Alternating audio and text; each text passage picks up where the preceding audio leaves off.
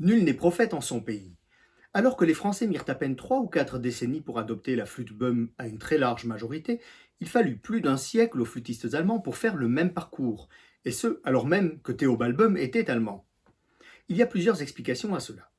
Tout d'abord, le pays était beaucoup moins centralisé que la France, où le Conservatoire de Paris a lui seul donné le ton.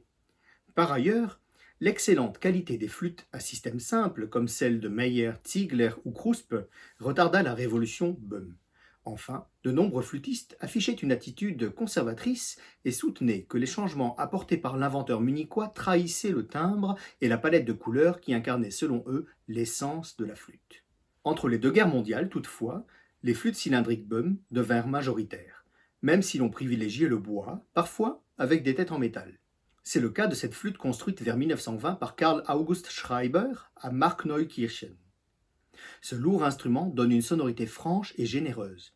On remarque la longue clé additionnelle, dont la première vertu est de permettre le tri do dièse ré dièse dans le grave.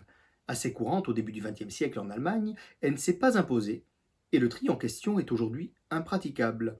La tête de cette flûte ne s'ajuste pas parfaitement sur le tenon du corps. Aussi, je suspecte qu'elle n'est pas originale, mais plutôt un remplacement ultérieur. Peut-être la tête d'origine était-elle entièrement en bois, sinon déjà en métal comme celle-ci.